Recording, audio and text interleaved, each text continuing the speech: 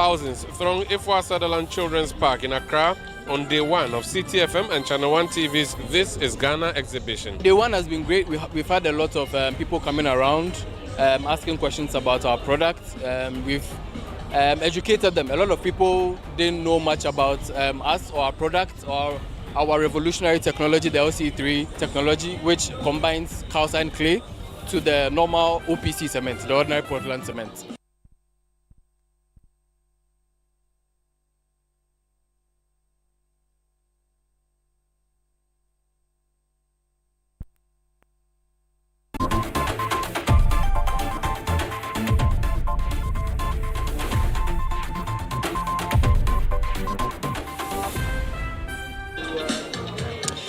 Well, the This is Ghana exhibition put together by CTFM and ChannelOne is in full swing. Today is the first edition happening at the Ifwa Sutherland Children's Park. On Sunday, the second and final edition would be taking place. There are thousands of patrons here to watch hundreds of exhibitors who have come to display authentic Ghanaian-made product, which is what we've dubbed This is Ghana. So all around me you see people displaying and exhibiting what they produce in every part of this country. There are foodstuffs, there are artifacts, there's clothing, and there are several other items on display where people come to see what it is that is being exhibited and whether they are interested. I'm just going to one of the stands here and speak to this is Super Sem, right? The Super Sem. Hi, how are you? I'm good. How are you? How has it been going? Day one, how is it looking? Day one has been great. We've had a lot of people coming around, asking questions about our product. We've educated them. A lot of people didn't know much about us or our product or our revolutionary technology, the LC3 technology, which combines calcined clay to the normal OPC cement, the ordinary Portland cement. I see that you have pots here with clay. Exactly. So this is the raw clay from Togome in the Volta region that we mine locally from Volta region. And then this is the calcined clay in its reddish form. And this is the calcined clay that we put in the bag of cement. Right. We have clinker here, which is an old, ingredient of cement. We have gypsum, we have shale, we have limestone, and then this is the final product. This is how your cement looks like. Exactly, this is how it looks like. Interesting. Right. So, if someone comes here and they say they like your product, what do you have bags of cement you are giving, you are selling immediately, or you send them to your outlets? How are you doing this? So we have our salespeople here. What they'll do is they'll take your contacts. Because we sell through distributors, we'll connect you with our distributors and our sales team, and then they would come and supply you the cement. Very well. Thank you so much for speaking to us. So that's Super Sim, and there are several other exhibitors here who are showcasing their product. Meanwhile, Bernard Avle, General Manager of ChannelOne Television and CTFM, is doing a press conference speaking to exhibitors and patrons. Let's cross over and hear what he's telling them. We have to eat Ghana, we have to wear Ghana, we have to drink Ghana. Basically, the idea is economic development is not just economic policies. It's also about markets. And as a leading media house in Ghana, we've decided that beyond discussing issues, we will also bring people together. So This is Ghana is a marketplace for many sectors because economic development requires production, right? It requires markets. It requires people to patronize things. So basically, we've brought over 160 businesses of all kinds together to come and show what value they've added. I think our economy has been very poor because we export raw materials. But now you have companies that are adding value in many sectors. They need to be seen, they need to be heard. So the idea is to say, look, whether it's garments and clothing, whether it's beauty, or whether it's technology, or whether it's just food, you need to showcase what they have. So it's an exhibition, right? But it's also a chance for people to meet these production companies and take orders, and also to advertise these companies for people to see what they do, and basically to also see how export ready they are, because the idea is we cannot continue importing as a country, and you can see that to transform an economy you need to move away from exporting raw materials into what we call non-traditional exports. So if you look and you see a lot of these companies have added value, whether it's to shea butter or it's to raw leather or it's to basic food. So that's the idea, and a media house at the center of all of that, because development is also a conversation, right? So what we've tried to do is to say, look, We're a very prominent media house, and we are committed to the development of Ghana. So let's bring these guys together. And because our listeners love us so much and our viewers love us so much, they agree with what we do. So they come, they patronize, they buy, and they showcase. So basically that's what we are doing. And we've been doing it since 2015, 2016, this particular kind of thing. Let's now tell you how the exhibition has gone so far on day one, the reactions of patrons and exhibitors themselves. My colleague on the business desk, Nashika Caesar, has put together this report for us. The Efwa Sutherland Children's Park came alive on Saturday as exhibitors and patrons thronged the venue for the first day of the two-day This is Ghana exhibition. More than 160 exhibitors showcased some of the country's finest locally made products. This year's edition featured a rich blend of Ghanaian creativity, from artisanal crafts and trendy fashion to innovative tech, lifestyle products, and more. Some exhibitors I spoke to expressed excitement at the strong patronage on opening day. So they are all tie and dye. Everything is tie and dye, and the clothes as well, where we use our tie and dye to make the clothes. Some we have combinations, two different cloths, fabrics, to make them, and then also we have some with ashoke inside, like this one. We have ashoke inside. So yes, those are what we have: tie and dye and batik. Let me bring that clear, and batik.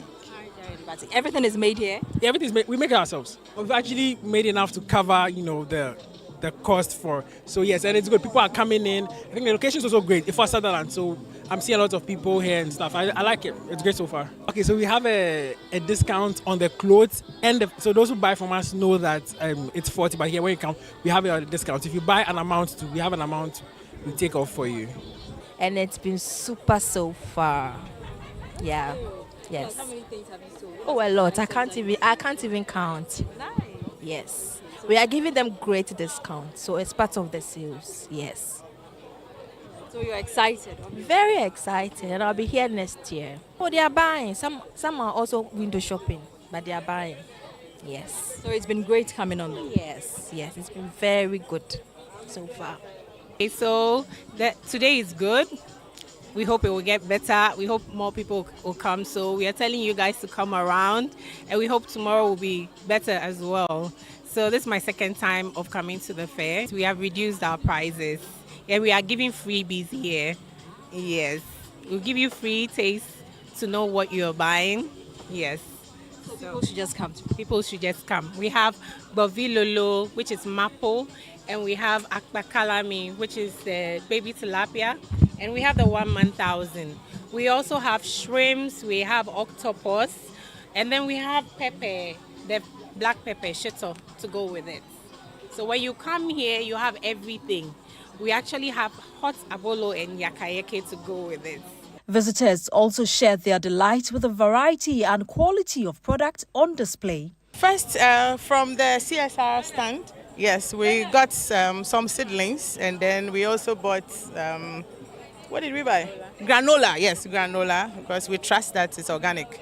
And then here we bought kivo, because for the kids, and then we've just bought some spices. Yeah.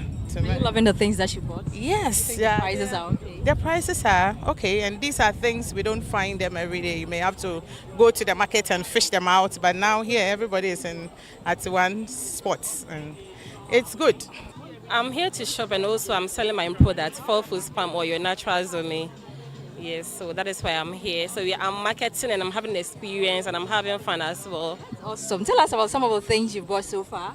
Okay, I got this turban for myself, and then I like Tom Brown, so I got one Tom Brown too for myself. Exhibitors are encouraging shoppers to return on Sunday to enjoy exclusive discounts and deals. I do hope a lot more people will come tomorrow, because in as much as we're here for business, money or whatever it is, we want the exposure as well. We want people to know. We want, this is sort of like an advertisement as well on its own. So of course we'd want that. Money aside, that's what we want, a lot more people coming here. So usually this would have gone to 55, 3 would have been 165.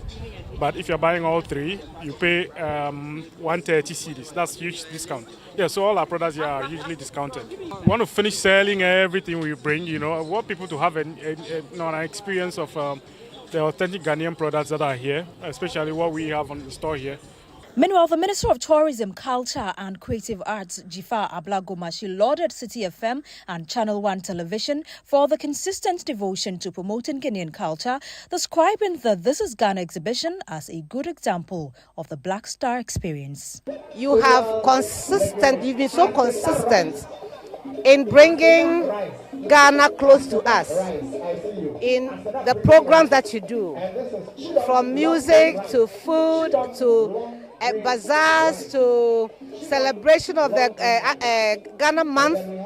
You have set the pace for years. And so when I heard about this, I'm just coming from Ningo to represent His Excellency the President of the Republic of Ghana at that Homowo Festival. But I thought as an opening day, I should rush here as quickly as I can, just to show support and to say that this is what it is. This industry, the public side creates the environment, but it's the private sector that drives it. And because you drive it and you make my work easy, I had to come here and applaud you all. I know that Ghanaians have some trust in your brand. And so I believe that I'll see a lot of things from every region represented here. In fact, straight ahead of me, I can see Jomi. There's no way now for Chide Chiko Jomi not tau. I know some people like the white one, but usually there's the palm oil in the red one. So if you are doing a boom, by all means there's palm oil. So I think that is a great opportunity for people who are doing private business in crafts, in food production, in fashion. So this is really what the Black Star Experience is about.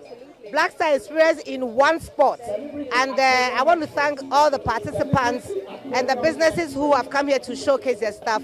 And most especially, the clients of both City FM, ChannelOne TV, and all the media houses that are participating in this, and the clients, those who actually participate in the activities that are given us by City FM. The This is Ghana exhibition 2025 is proudly powered by ChannelOne Television and City FM, with sponsorship from MTN, EcoBank, Side Hustle by EK Brand Consult, the Ghana Enterprises Agency, the Ghana Export Promotion Authority, and Ghana Exim Bank.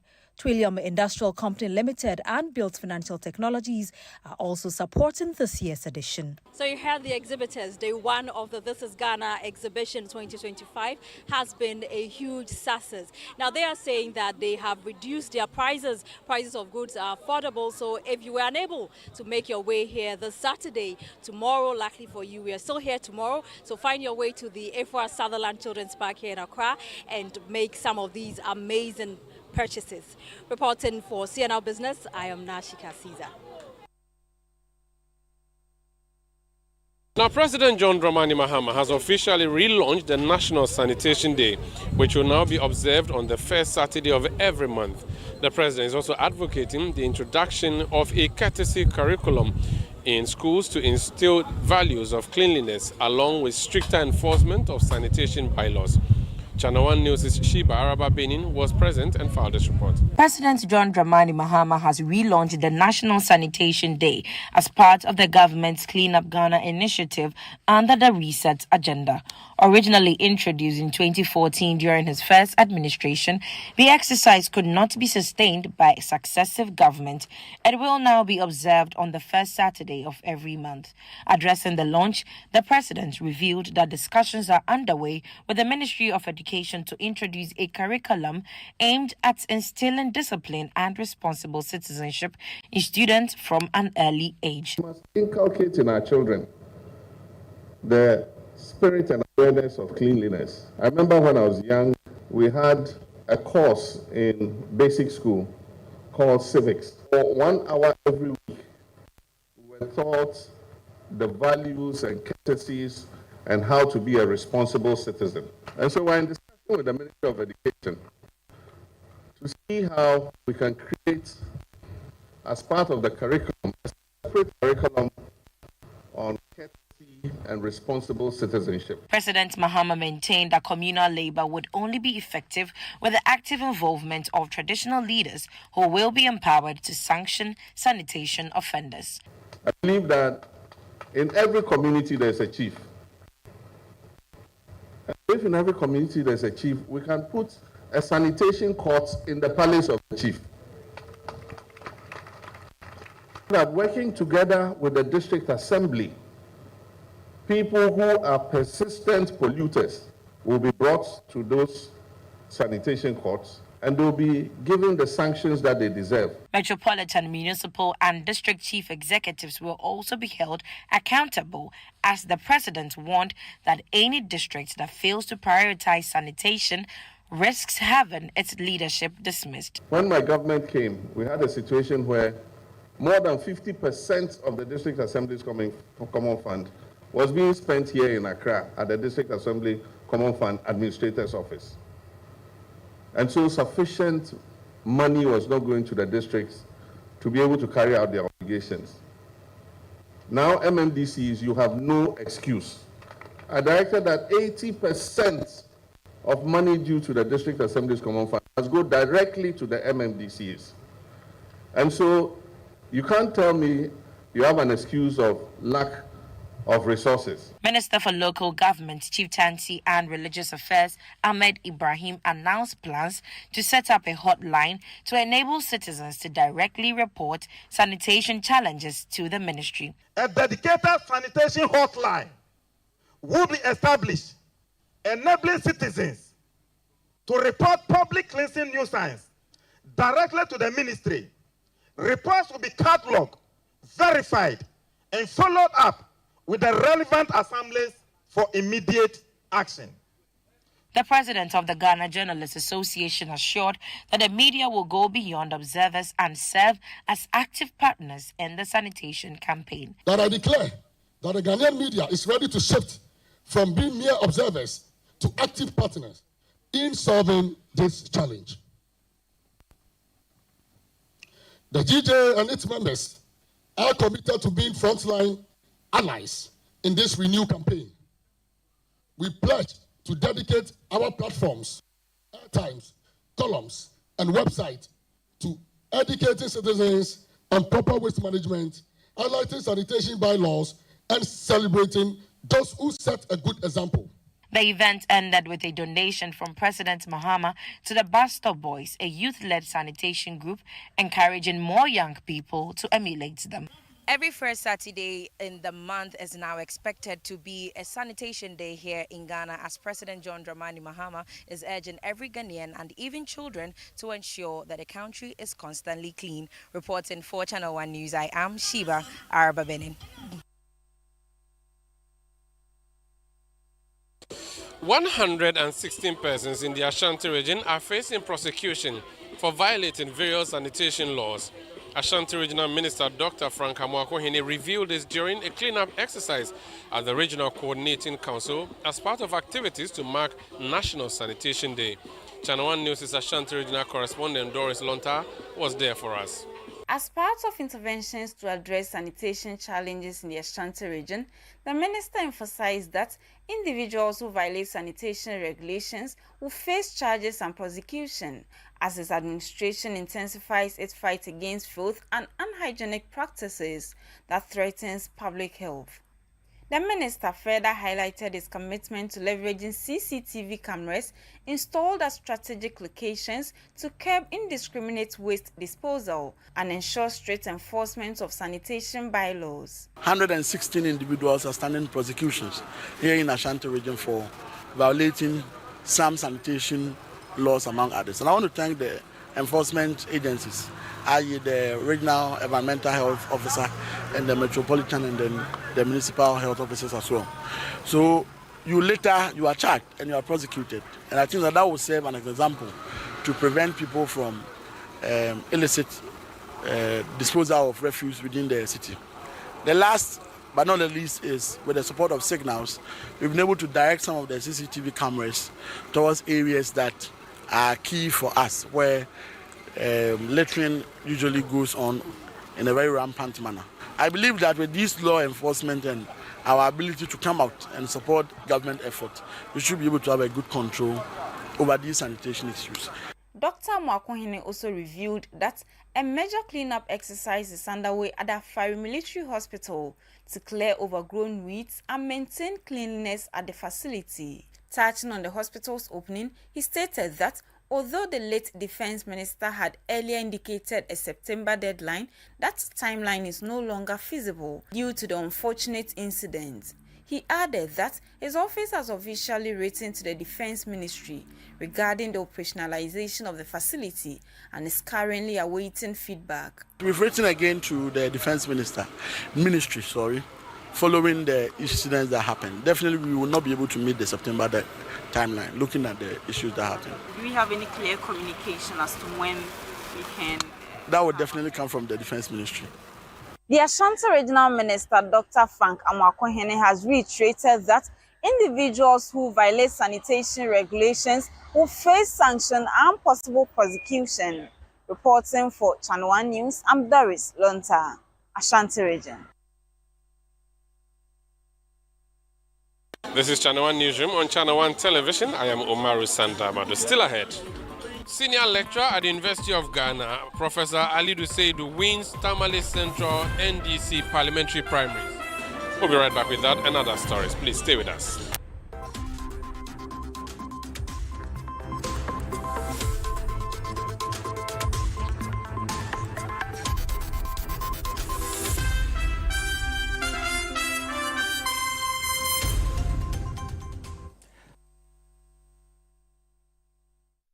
Hey Ghana, so you people know Miss Brother once more.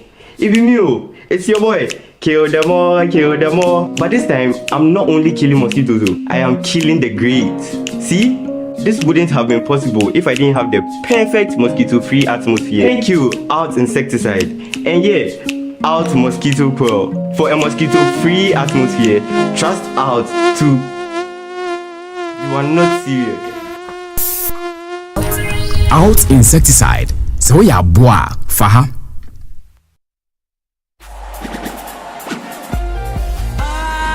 Nothing beats an absolute worship experience with Team Eternity.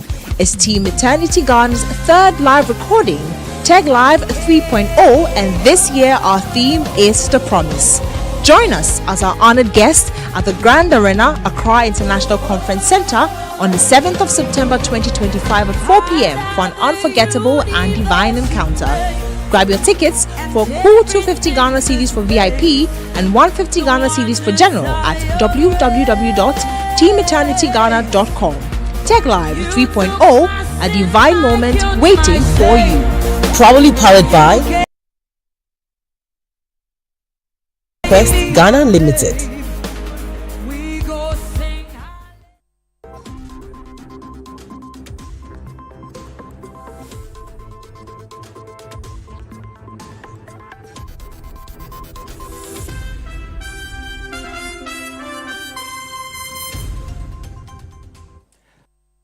Now, government is rejecting claims that it orchestrated the removal of former Chief Justice Gertrude Tokonu.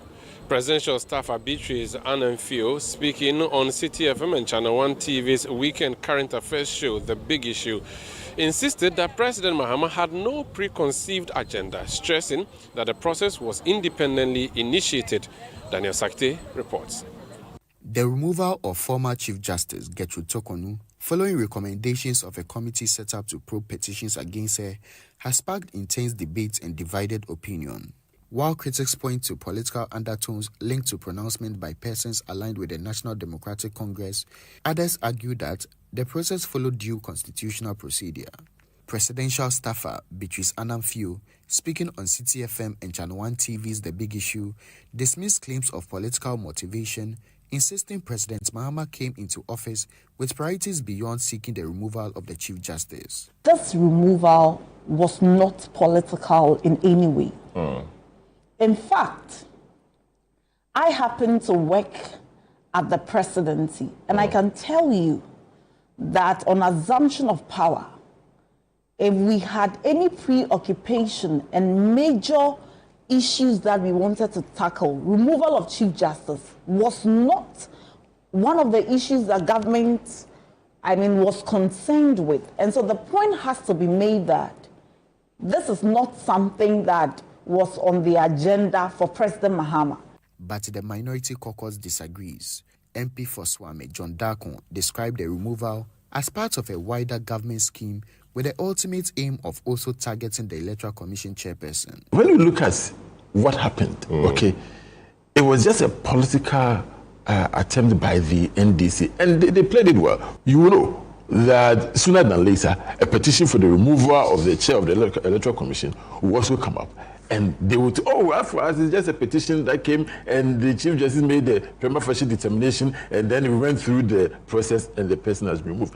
Let us not bury our heads in the sand like ostrich and pretend that what is going on here is some constitutional procedure, because it is not. What is happening is pure politics. Host of Good Evening Ghana and former board chairman of the Ghana Airports Company Limited, Paul Adomotri, on his part, cautioned against the hasty application of Article 146 in removing judicial officers, warning that judicial error should not automatically amount to misconduct. The first major brush between the executive and the judiciary under 1992 was a ruling in 31st. It was a ruling that rubbed Mr. Rawlings on the very wrong side. And it was all said that one judge, a former Attorney General, NYB Adade, was responsible for what was termed the coup d'etat at the Supreme Court because he led the majority opinion of 5 judges. The Supreme Court may have been wrong in decision A or decision B. That happens, it's happened all the time. The law is replete with these things where decisions are overturned. But even if they are wrong, the way to manage it is not to rush to the Constitution and find Article 146 and take them out. Spokesperson for Movement for Change, lawyer Andrew Appiah-Dankwa, also raised concerns about weaknesses in Article 146 of the Constitution. As the people, we've sat down and we've allowed this very weak Article 146 that, if I want to also speculate, can be weaponized. Is it the case that when it was being applied against Charlotte Osei, it was used as a weapon? What did we say when the former president, His Excellency Nana Akufo-Addo, said that I'm just a conveyor belt? Is John Mahama not just a conveyor belt? Meanwhile, President of Imani Africa, Franklin Kudjo, urged that the matter be depoliticized, suggesting that in other jurisdictions, the former Chief Justice could even have faced imprisonment. The argument that, she should have been guided by an officer, like a finance officer, and so she didn't know, it's neither here nor there. Please, let's disassociate politics out of this at all. Because when I hear such this, it gets me really angry. She knew, and she's at the head of the judiciary, she knows the laws pertaining to the issues around spending money. Look, in other countries, she would have been in jail by now. There are countries, was it Chile or wherever, that they found the president was wearing a wristwatch, I think a Rolex wristwatch, about $64,000. Police officers went to her house, right? She was president too. They went to her house, found out what she did jail there one time. Let's not joke with these things. A senior lecturer at the Political Science Department of the University of Ghana, Professor Alidu Mahama Seidu, has emerged as the NDC parliamentary candidate for Tamale Central. He defeated 11 contenders in the party's internal primaries. The primaries follow the passing of the area's former Member of Parliament, Dr. Ibrahim Murtala Mohammed. There is more by our Northern Regional Bureau Chief, Shawana Yusuf. The Aliu Mahama Sports Stadium came alive the moment the first candidates' votes reached 800, with supporters and delegates expressing their excitement over the outcome. Out of a total of 1,551 delegates, Professor Alidu Mahama Seidu polled 840 votes, making him the parliamentary candidate. The Northern Regional EC Director, Bismarck Yiriel, declared the winner at the close of polls. Professor Seidu Alidu polled 840 votes. 840 votes. Marema Nama Salifu got 5 votes. By these votes, and going by the simple majority, it is my pleasure to declare Professor Seidu Mahama Alidu as the candidate-elect for the NDC for the parliamentary election in Tamale Central.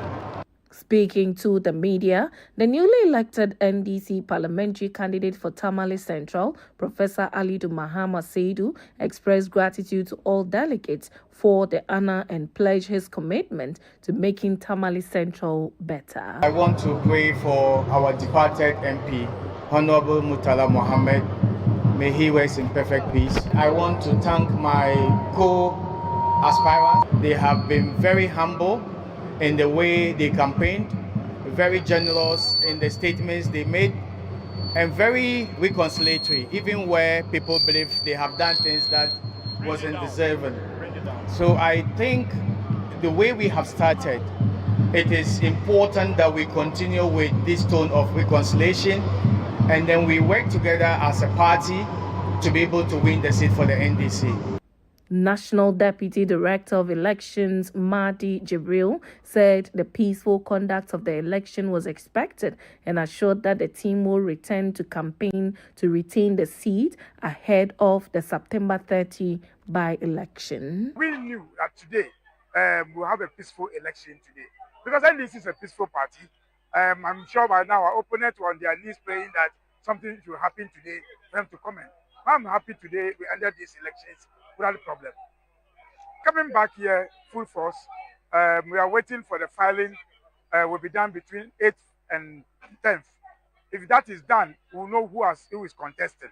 And the party will come back here to engage the constituents of the Aslamia Central to win back the seat again in honor of Murtala Mohammed. The Tamale Central parliamentary primaries came to a peaceful end here at the Tamale Sports Stadium with Professor Alidu emerging victorious with 840 votes. Meanwhile, from start to finish, the process has been peaceful so far. For ChannelOne News, my name is Shawana Yusuf, reporting from the Aliu Mahama Sports Stadium here in Tamale. Abandoned toll booths along the Kasua and Tema motorway highways have deteriorated into shelters for vulnerable persons, including persons with mental health conditions, and are now littered with piles of garbage.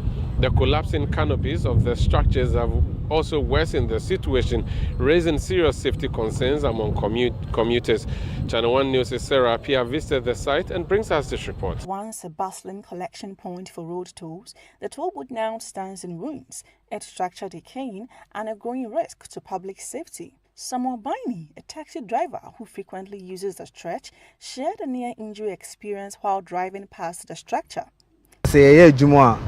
Na say you chumo abon say single no ebiati mo say frama na fa kedendendin na ebiati the last time na me fi akra me ba na me dispute pa frama na gudu to bo say debi siase ebu etu ya na ko ball duano o other side say o mechi I say it single ni dey tu say wo drive no one careful a betumi ahia o so me na automatic crampon a mmebubu mfi o since we no esi o na as a singer no etiti na as a bonze wonamo from efa gidigidi ya wona bonze na sing na tu so obi na efa ase ono na enye dwadefo yi bia wo fa ase kakakanka we ni chance ni tu ya nka ebe plano but wadoje no. Now a closer look inside the booth shows that a lot of old and worn out clothes and even papers have been dumped inside.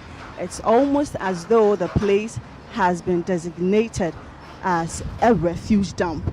And the papers here appears to be papers that were used during the time that the toll booths were active. But currently, the state is an eyesore. ChannelOne News also encountered mentally ill persons who appear to have taken up residence within the structure. They say that na for na Jaffa. Omuda yo chembe ho self contain omutitim na omachwe ball nyina edi agum. Eti esa by so no mamode no ma nanima emla hu. So omuhwe na omu nya biem omu medwini nyina firi wo na ye hu zeto no. Enya de beba biem. Especially in the night. Yeah, when taking steps or something, you might see someone in there and then you feel like maybe there's going to be an attack, like a thief or something. So it's not safe. The security must do something about it. Yeah, but then nobody's saying anything. The the government, everybody's off. They're not saying anything. Despite the Roads Ministry's announcement of a return to tolling after its suspension in 2021, it insists on transitioning to an automated tolling system. With no plans to resume manual toll collection, many are questioning the continued existence of these booths, especially on some of the country's busiest roads. The absence of street lighting on these highways makes matters worse. Without proper illumination, especially at night, unfamiliar drivers risk crashing into them. Renovation, so I have a camera, so I ban here to fala, a free chance of movement, so that traffic be a so I told you so traffic to Michi and traffic to Michi Wapa, my TS Rabbi say on bed, but you're not on your renovation. Go light in here, I assume too much. I had a super anajo was maybe I will be free baby Joe for Adriania won't mean tracing the pan. On the Tamale motorway, the situation is no better. Piles of garbage now fill the abandoned booths, with one even serving as a shelter for a homeless man. Vehicles no longer pass beneath the canopies. Instead, traffic has been diverted to the sides of the road, while the central lanes remain idle. In some cases, vehicles even park under the collapsing canopy structures. On a number of occasions, trucks have crashed into the abandoned booths, causing severe accidents and claiming lives. Although the Ghana Highway Authority carried out a demolition exercise of the booths in 2023, some structures still remain. Farouk, a truck driver, says the booths now serve as a space for weed smokers. Yeah, in the year, I'm an effort. However, I'm a forced TV. No more theatre, but I'm falling inside out on board. And yes, someone, you know, maybe my. The National Road Safety Authority, NRSA, says the Roads Ministry is planning to dismantle these obsolete structures to make way for a modern electronic tolling system.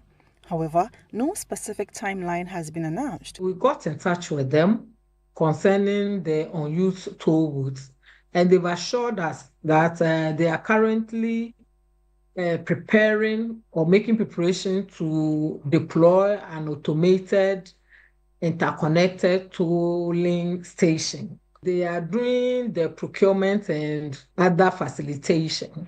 And so they are saying that when they are sure that that one is on board, then they will now do away with the physical toll booth that has been erected. They are preparing to pull them down, but the timelines is not in our hands. And so when we think commuters will be in an immediate risk, we will also rally them to pull that one down. But I don't think now it is all of them that put a very immediate risk to commuters. Concerns raised about mentally challenged individuals living in the toll booths, the NRSA says it will coordinate with law enforcement agencies to alert and protect road users. So we'll do advocacy for drivers, commuters to be careful when they're approaching such places.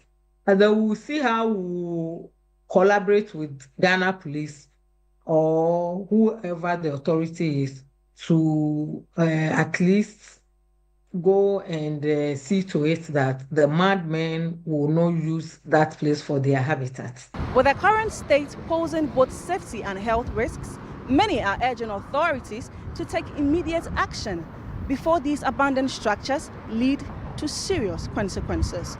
For Channel One News, Sarah Pia reporting. You're still watching Channel One Newsroom on Channel One Television. Still ahead. There's always a struggle for residents of Oboba, Kromokra in the Asan North District of the Central Region to access information in real time. This is due to poor telecommunication network reception in the area. We'll be right back. Please stay with us.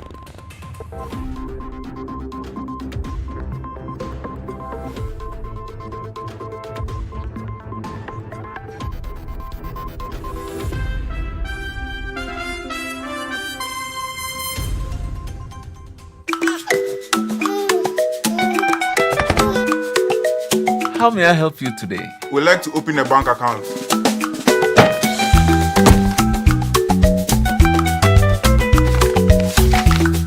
Sign here, sign here, sign here, and here.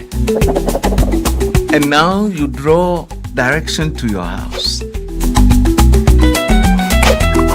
I need your thumbprint. And I'll need your birth certificate too. No, I need the original. A lot has changed since you banked like this. So have we. We've made it easier than ever to open an account online and bank on the go through our mobile app, online banking, and more. EcoBank, a better way to bank your way. Sign here, and here. EcoBank, the Pan-African Bank.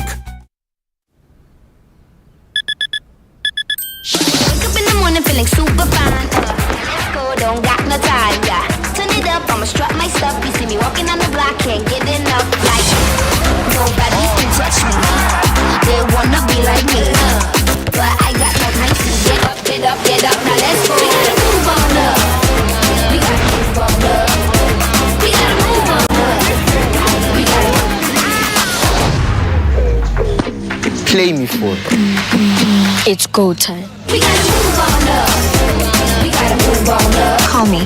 We gotta move on up. We gotta move on up. Now let's go. Beautiful. Get up. Wow. Get up, let's go. Daisy Cross Hoyland going for it. Out towards goal. That's a superb finish. When it's go time to supercharge your hustle, make it go time for GoTV. Get up, now let's go. Love it.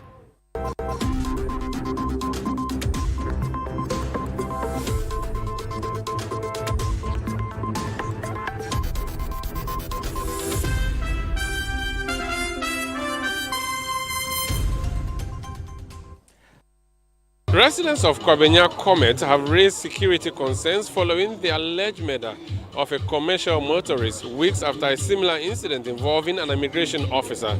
Residents told ChannelOne News they are living in fear and are calling for swift investigations and enhanced security in the area.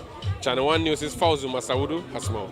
It's a heartbreaking moment for the family of slain Okada rider John Gano, as his mother wept uncontrollably during a visit.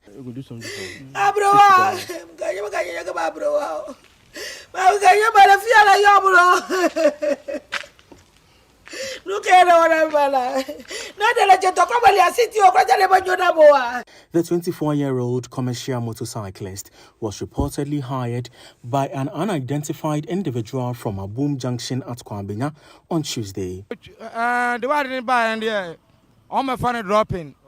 No, I'm not quite. Motor ya no mucha ne mene. Ye hu boni ya wa. Nti ye hian sa ba me boan wa. Na ne ekoso no asuncha. Right at this spot at the Comet Estate in Kwabenya, Accra, Gano had stepped out of home to pursue what puts food on his table. Little did he know that this place would be his last touch on earth. His lifeless body was discovered here at this spot with his throat slit. Gano's father, Gideon Kunugba, recounts his final moments with his son. Monday morning, we went to the work. Around 10 o'clock, he come back and bath. When he bath, he did around 4 o'clock. Then he go again. So 4 o'clock, he return back by 7. Say, oh, the weather is cool. You want to put the pullover before you go. So by 7 o'clock, he go and that's in. Upon receiving the devastating news, he rushed to the scene where police were already present. Gano's body was later transferred to the police hospital for investigation. I went to the work where my wife called me that they slaughter my son. I come to carry my wife. We rushed down here. So I come here, so it's lying down here. I take the picture. The police car is here. So they say I should go and buy the aquatechi so that we will do something before we take and go. You do the ritual. Before we take and go. So when I come, we do something there, then they put them to their sack. I take him, go to the police hospital. Although police investigations are ongoing, the bereaved family has raised concerns, alleging that Ganyon's former employer had previously issued threats against him. So 2 weeks time, somebody bought the motor, give my son. So you say, So 2 weeks time, yes. Somebody went to buy that motor, the same motor that your son said he will not work with it again, and then he came to give it. No, not that motor. A different motor. Different motor. Okay, different motor. So you say, So you see another motor. That's why you see you're not going to ride my motor again. Okay. The former boss thought because he has seen another motor, that's why he doesn't want to. This gruesome killing comes just weeks after Stephen Amwa, an immigration officer, was murdered under similar circumstances in the same area, a disturbing trend that has heightened fear and insecurity among residents and commercial riders. It has been happening. It has been happening. Always, if you are here, somebody comes around, pick you, send you, stab you, maybe sometimes if you are even lucky, they'll just remove the knife, say, oh, drop. If you don't struggle with them, you give the bike. But sometimes, just 3 days ago, similar incident happened here. But that guy was lucky, they didn't take the bike away. But beyond the grief and excruciating pain lies one desperate plea from the family: justice for John Ganyon. Here, government in this job.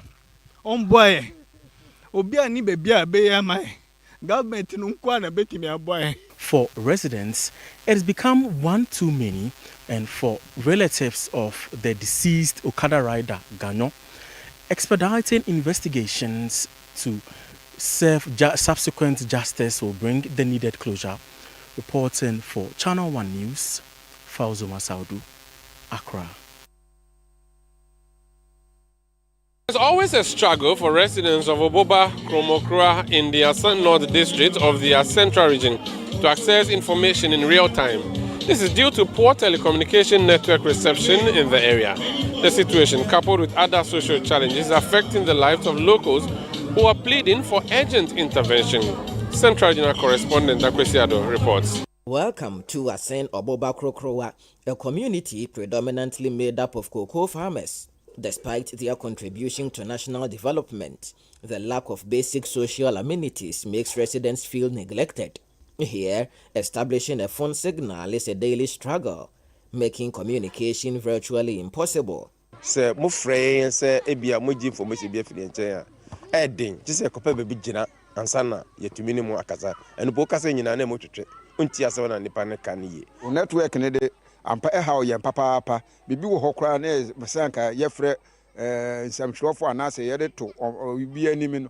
Ama Ube Yawunya. Residents say everyone in the community must converge at a single point, marked by a makeshift shed, to make phone calls on weak signals, a situation that robs them of privacy. We've mounted a hut on the campus, on the school environment, where we think there is a network there. So anytime you want to do research or do anything, you come there, you do your thing before you go back to the classroom, then you show to your people. We are tapping from a nearby town called Udumasi. So that one is a solar. So when the sun shines, we get a network here. But if the weather becomes cloudy, we don't get a network here. So it makes communicating very hard. As the world embraces a rapid technological revolution driven by the internet, the traditional leader of Oboba Krokrowa laments that he and his people are being left behind, appealing passionately to authorities for urgent intervention. Network na de yenya kra DSS ankan krofukui akawo ba dusuana enye wonding nanso ya ema nti sanka aben so betuma boayen wo say network hu a akabe ebeda na se. The chief executive of the Asen North District, Sylvester Amachi Nyako, says the challenge will soon be addressed. He told ChannelOne News that the community is one of 4 in the district earmarked to benefit from an upcoming telecom infrastructure project. Honorable James Chikwesi, he asked some people to come and see us. So, Oboba, we have decided to pray the pole or the network, this and that can help them get a good network around Udumasi area. And there's another area at Ahwesu. They also go there. They are going to do 4 mass telecommunication masts for these districts. In an era where the world thrives on technology, residents of Obakroa have no access to telecommunication network. They are appealing to authorities to come to the aid of the community. For the Channel One Newsroom, I am Akwesi Ado, Obakroa, Central Region. After disappointment and agitations by residents and workers following the near collapse of the Bogoso-Prestea gold mines under Future Global Resources, residents of Prestea have welcomed health gold fields with optimism after the new operator commenced payment of arrears of inherited workers and local contractors. However, residents of Prestea speaking to Channel One TV News' Akwesi Ejenim called for employment guarantees for locals who have decades depended on the mine as a source of livelihood.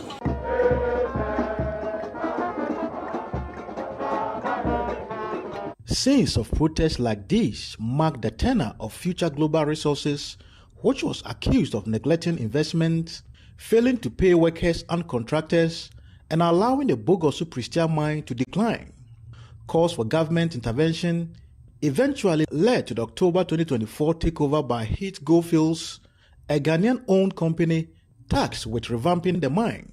10 months on, and with the recent visit by the Lands and Natural Resources Minister, I spoke with the management of Heat Goldfields to assess progress. Since assuming operations, we have taken bold steps to lay the foundation for a safe and sustainable restart.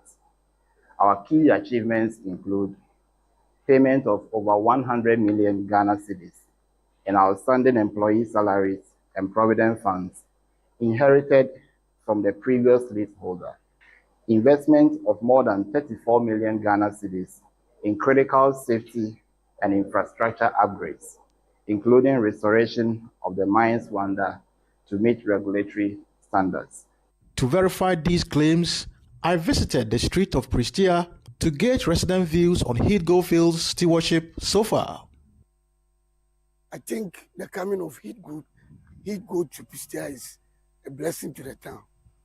Why? Because first of all, the workers, the old workers, they have been able to pay them the amount they owe them.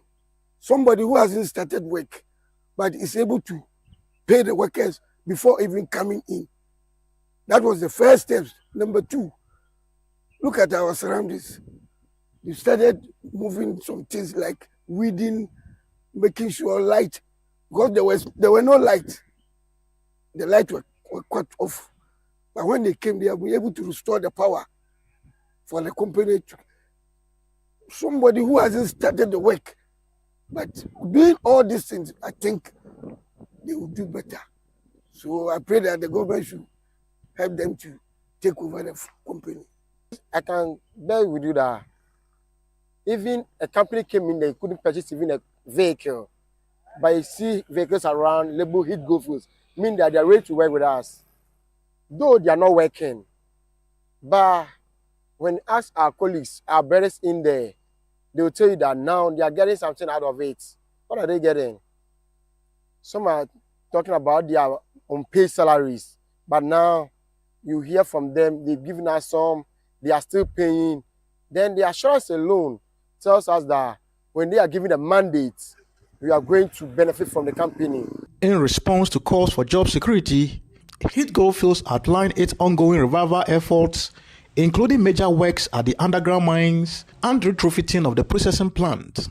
We're planning to commence testing of the process plant equipment within this 3rd week of September, and then by 1st week of October, start production from this process plant with the open pits. And then at the same time, we continue to upgrade the pumping installations underground and then the water underground facility, hoping or planning that by next year, 1st quarter next year, we'll also resume mining in the underground mine. When we mine the ore, we must send it to the ore pass. It's around the 24 level and bring it out. So we must pump the water all the way. That's why we are focusing to pump the water. So the water level now is 15 feet above 18. So we want to dewater it, lower it all the way so that it goes below the 24, so that you can go there and also work. So that's the plan. Well, that's how we wrap up today's edition of Channel One Newsroom. I am Omar Sandamadu. Thank you so much for watching us.